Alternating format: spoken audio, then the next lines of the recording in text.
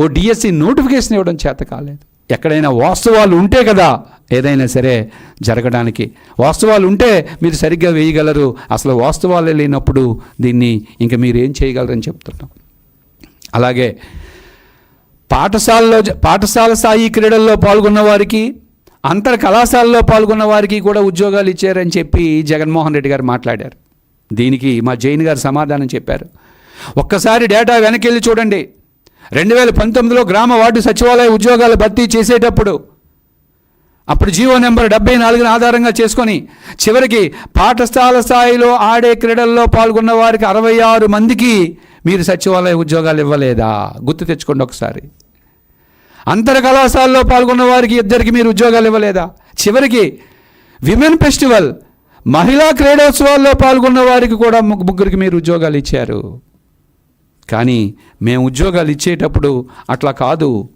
చాలా క్లియర్ కట్గా జాతీయ స్థాయిలో కేంద్ర ప్రభుత్వం ఏ నిర్దేశకాలు అయితే జారీ చేసిందో దానికి అనుగుణంగా ఒలింపిక్స్ కానీ, ఏషియన్ గేమ్స్ కానీ, వరల్డ్ కప్ కానీ, కామన్వెల్త్ క్రీడలు కానీ ఇట్లా ఒక ఆర్డర్ ఆఫ్ ప్రియారిటీలో 90 పైగా ప్రయారిటీస్ ఇస్తూ మేము ఉద్యోగాలు ఇచ్చాం. అంతేగాని పాఠశాల స్థాయిలో ఆడిన వారికి, కళాశాల స్థాయిలో ఆడిన వారికి, గ్రామీణ క్రీడల్లో మహిళా ఉత్సవాల్లో ఆడిన వారికి మేము ఉద్యోగం ఇవ్వలేదు. ఒక్కసారి డేటా తీసుకోండి మీరు. అలాగే ఎక్కడ కూడా డాక్యుమెంట్లు లేవంటున్నారు. సిగ్గు లేకుండా మాట్లాడకండి మీరు. 2019లో మీరు గ్రామ వార్డు సచివాలయ ఉద్యోగాలు భర్తీ చేసినప్పుడు అసలు మీరు క్రీడా కోటాలో ఎవరికి ఉద్యోగాలు ఇచ్చారని చెప్పి ఒక సర్వే చేస్తే 3 జిల్లాలకు సంబంధించిన డేటా ఒక్కసారి బయటికి తీస్తే విలేకరులే విస్తుపోయారు. ఒక్క డాక్యుమెంట్ కూడా రికార్డెడ్గా లేదు. ఎక్కడికక్కడే శాప్లో గుట్టలుగా పడి ఉన్నాయి. కానీ మా గవర్నమెంట్ అట్లా కాదు. మా గవర్నమెంట్ క్రీడా కోటాలో డే 1 నుంచి కూడా క్రీడా కోటాలో వచ్చే వారికి ఫస్ట్ వారు ఆన్లైన్లో అప్లోడ్ చేసుకోవాలి. అప్లోడ్ చేసుకున్న సర్టిఫికెట్లు కరెక్టా కాదా స్క్రూటినీ చేయడానికి వారి కమిటీలు వేశారు. అవి కరెక్ట్గా ఉంటే మరలా ఇందిరాగాంధీ మున్సిపల్ స్టేడియంలో ఫిజికల్ వెరిఫికేషన్కి అని చెప్పి 1:5 రేషియోలో మరలా ఫిజికల్ వెరిఫికేషన్ చేశారు. అప్పటికీ కూడా వారి సర్టిఫికెట్లు కరెక్ట్గా ఉన్నాయా లేదా చెక్ చేయడానికి అసోసియేషన్స్కి, ఫెడరేషన్స్కి, యూనివర్సిటీలకి పంపించి అవి కరెక్టో కాదో చెక్ చేశారు. చెక్ చేసిన తర్వాత ఓ టెంటేటివ్ లిస్ట్ పెట్టారు. పెట్టిన తర్వాత మళ్ళీ అబ్జెక్షన్ తీసుకున్నారు, గ్రీవెన్స్ని తీసుకున్నారు. టెంటేటివ్ లిస్ట్ పెట్టిన తర్వాత అబ్జెక్షన్ కూడా స్వీకరించి అప్పుడు మరలా ఫైనల్ లిస్ట్ పెట్టారు. ఫైనల్ లిస్ట్ తర్వాత కూడా అబ్జెక్షన్స్ వస్తే మరలా ఆ అబ్జెక్షన్స్ కూడా స్టేట్ లెవెల్ కమిటీ 1-2 సార్లు చెక్ చేసి అప్పుడు ఫైనల్ లిస్ట్ని డిస్ప్లే చేసిందే. ఎప్పటికీ కూడా ఎవరు అప్లై చేశారు, ఏ బేస్ మీద వారికి ఉద్యోగం వచ్చింది, మొత్తం డేటాను ఒకసారి చెక్ చేసుకోండి. పాఠశాల విద్యాశాఖ పోర్టల్లో మొత్తం డేటా మీ దగ్గరే, మొత్తం మీ చేతిలోనే ఉంది. మీలాగా దొంగ అర్ధరాత్రి జీవోలు ఇవ్వడము లేదా సీక్రసీ మెయింటైన్ చేయాల్సిన అవసరం మాకు ఎట్టి పరిస్థితుల్లో కూడా ఈ సందర్భంగా లేదని మేము చెప్తున్నాం. అలాంటి అవసరం కూడా మాకు రాదు. ఎందుకంటే డిఎస్సి అంటే తెలుగుదేశం పార్టీ అంటే డిఎస్సి. ఆంధ్రప్రదేశ్ రాష్ట్ర చరిత్ర ఒక్కసారి చూసుకోండి. ఆంధ్రప్రదేశ్ రాష్ట్ర చరిత్రలో 15 డిఎస్సీలు తీస్తే 11 డిఎస్సీలు తీసిన ఘనత ఒక్క తెలుగుదేశం పార్టీదే. 1994, 1996, 1998, 2000, 2001, 2002, 2003 మరలా 2014, 19లో 2 సార్లు, 2014లో, 2018లో 2 సార్లు గత టీడీపీ ప్రభుత్వ కాలంలో. ఇప్పుడు మరలా మేము వచ్చిన తర్వాత మా తొలి సంతకం డిఎస్సి. ఇలా మొన్న డిఎస్సితో 12 డిఎస్సీలు లిమిటెడ్ రిక్రూట్మెంట్తో కలిపితే లిమిటెడ్ రిక్రూట్మెంట్లు కూడా ఒక 4 డిఎస్సీలు మేము తీసాం. అసలు ఆంధ్రప్రదేశ్ రాష్ట్రంలో టీచర్ పోస్ట్ అంటేనే తెలుగుదేశం పార్టీ ఎన్డీఏ గుర్తుకొస్తుంది. తెలుగుదేశం పార్టీ అంటేనే ఎన్డీఏ కూటమి అంటే టీచర్ పోస్ట్ గుర్తుకొస్తుంది. మీరు మీ 5 సంవత్సరాల కాలంలో ఒక్క టీచర్ పోస్ట్ కూడా తీయలేదు కాబట్టి, టీచర్ పోస్టులు ఎట్లా తీయాలో మీకు తెలియదు కాబట్టి మీకు నచ్చినట్టు మాట్లాడుతున్నారు. 11 డిఎస్సీలు తీసి టీచర్లకి కౌన్సిలింగ్ ప్రవేశపెట్టిన ఘనత తెలుగుదేశం పార్టీది. మీలాగా మోసం చేసే చరిత్ర మా ప్రభుత్వానికి, మా గవర్నమెంట్కి లేదు, గుర్తుపెట్టుకోండి. అలాగే రాష్ట్రంలో ఉన్న యువతకి, రాష్ట్రంలో ఉన్న విద్యావంతులకి నేను కోరేది ఒక్కటే.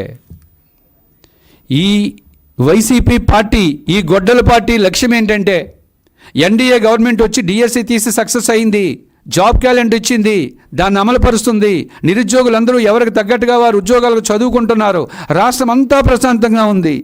ఈ నేపథ్యంలో నిరుద్యోగుల్లో ఏదో ఒక రకమైన ఆందోళన లేపాలి అనే తప్పుడు ఆలోచనలతో చేపట్టిన కుట్ర తప్ప ఇందులో ఎటువంటి వాస్తవాలు కూడా లేవు.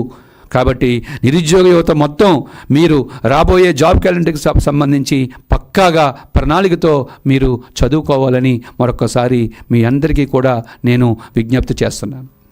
ఇప్పటికే మా ఎమ్మెల్సీలు డిఎస్సిపై ఎలాంటి అవకతవకలు జరిగినా బహిరంగ చర్చకు మేము సిద్ధమని చెప్పి మాట్లాడారు. తిరుపతిలో 2-3 గంటలు కూర్చున్నారు. అయినప్పటికీ వైసీపీ నాయకుడు ఒక్కడు కూడా వెళ్ళలేదు. మొన్నే మా విద్యాశాఖ మంత్రి లోకేష్ బాబు గారు కూడా ఎవరితోటైనా సరే జగన్మోహన్ రెడ్డి గారు మీరు రండి, మేము చర్చించడానికి సిద్ధంగా ఉన్నాం, విజయవాడలో మీ ఆఫీసుకి దగ్గరలో అయినా సరే నేను రావడానికి సిద్ధంగా ఉన్నానని చెప్పారు. మా ఎమ్మెల్సీలు సిద్ధంగా ఉన్నారు, మా గౌరవ విద్యాశాఖ మంత్రి నారా లోకేష్ గారు సిద్ధంగా ఉన్నారు. మీరు వస్తారా, ఎవరినైనా పంపిస్తారా తేల్చుకోండి. వచ్చేటప్పుడు స్పష్టతతో రండి. ఏం మాట్లాడుతున్నారో తెలియలేని వాళ్ళు పంపించకండి. మీకు సబ్జెక్ట్ వస్తే, మీకు సబ్జెక్టు మీద క్లారిటీ ఉంటే మీ పార్టీ మొత్తం మీద వెతుక్కొని సబ్జెక్ట్లో ఎవరికైతే క్లారిటీ ఉందో వారిని పంపించండి. లేదా డైరెక్ట్గా మీ అధినేత జగన్మోహన్ రెడ్డి గారిని పంపించండి.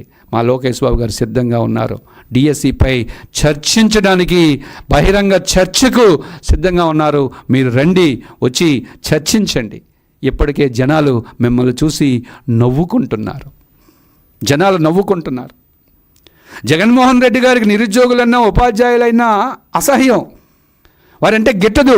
ఎందుకంటే 2024లో జగన్మోహన్ రెడ్డి గారు ఓడిపోవడానికి ప్రధాన పాత్ర పోషించింది ఉపాధ్యాయులు, నిరుద్యోగులు. 2022లో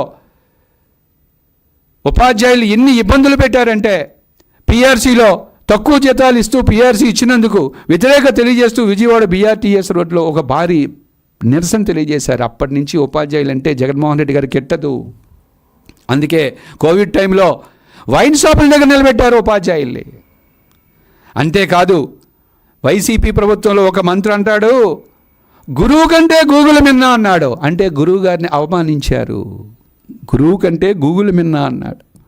ఆ రోజు ప్రతిపక్షంలో ఉన్న చంద్రబాబు నాయుడు గారు చెప్పారు, ఓ పిచ్చోడా, ఆ గూగుల్లో కంటెంట్ పెట్టేది కూడా ఒక గురువు గారే, కాబట్టి ఎప్పుడూ కూడా గురువు గారే అల్టిమేట్ అని చెప్పి ఆ రోజే మా నాయకుడు చంద్రబాబు నాయుడు గారు చెప్పారు.